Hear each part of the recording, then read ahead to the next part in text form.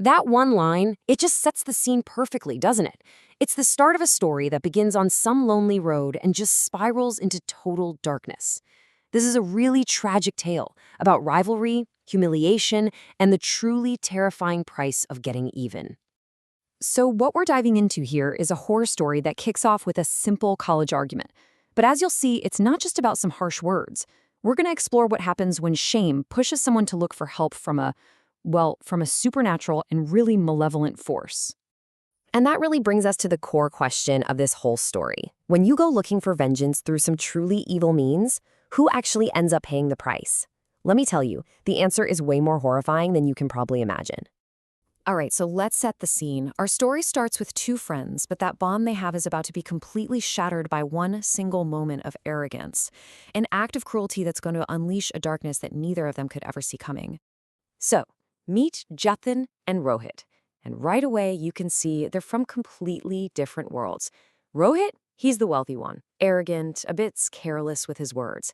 And then there's Jatin. He's proud, but he's also really sensitive about his social status.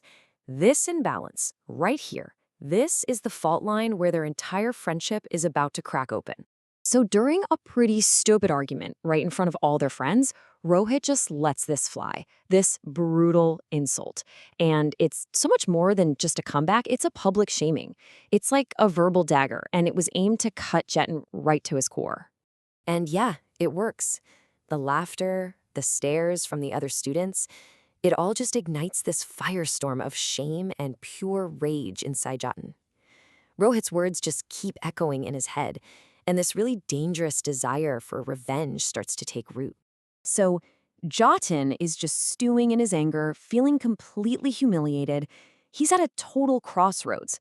And that is when a very dark opportunity presents itself in a very modern way, a simple text message. I mean, can you imagine? This text just appears out of nowhere, right when Jatin is at his absolute lowest. It seems like a joke, maybe a scam, something you just delete. But it plants this little seed, right? Offering a solution that feels just as powerful and just as venomous as the pain he's feeling. You know, if that argument was the spark, what happens next is like pouring gasoline on the fire. Somebody recorded the fight and posted it online. So now Jaden's shame isn't just a private memory, it's a viral spectacle for everyone to see. And this is the final push over the edge. And just like that, he does it. With his humiliation now totally public and seemingly permanent, Jatin just gives into his rage. He sends Rohit's picture to that mysterious number. And in that moment, he crosses a line that there is absolutely no coming back from. Now, Jatin might have thought it was just a message, a way to vent his anger. But he finds out very quickly that he has unleashed something very real and very, very powerful. The consequences start to show up almost immediately. The effects start kind of small, but they are deeply unsettling. Rohit's perfect life just starts to fall apart. First, his family's business mysteriously starts losing money. Then, he can't sleep at all. And finally, Jatin gets sent a video, and it shows Rohit in his room, totally alone, so tormented, he's literally pulling out his own hair. The curse is real. It is very, very real. But apparently, that's not even enough. This mysterious service texts Jatin new instructions for the next phase, a really chilling, specific ritual designed to make the curse even stronger. By doing this, Jatin is no longer just some passive observer. He is now an active participant in this darkness. And right along with those instructions comes this terrifying warning.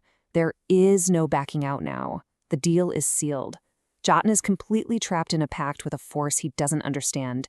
And the message couldn't be clearer. See this through, or you're next. So from this point on, Rohit's life becomes a living nightmare. He's not just unlucky anymore. He is being actively haunted. He feels this constant presence. He sees a dark, featureless shadow in mirrors. He feels its icy touch. The paranoia and terror are just all-consuming. The curse is weakening Rohit, physically and spiritually, pushing him right to the very edge. And now, both Jatin and the entity he summoned are closing in for the final, horrifying confrontation. Jatin gets one last message. It's a simple, chilling instruction. With a single word, he now has the power to end Rohit's life. The abstract idea of revenge has suddenly become a very concrete choice between life and death. And right there, faced with the reality of becoming a murderer, the full weight of what he's done just crashes down on Jatin. All that anger is gone, and it's replaced by this deep, suffocating regret. He realizes, despite everything, Rohit was his friend.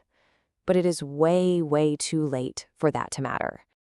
Just as Jatin hesitates, the shadow entity materializes right in front of him, and it removes all choice from the equation.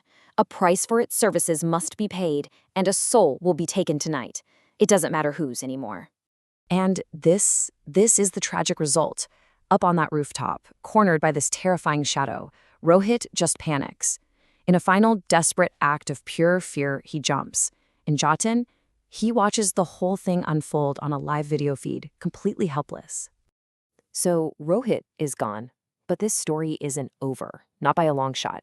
Jatin might think his nightmare has ended, but he's about to learn the true price of the deal he made.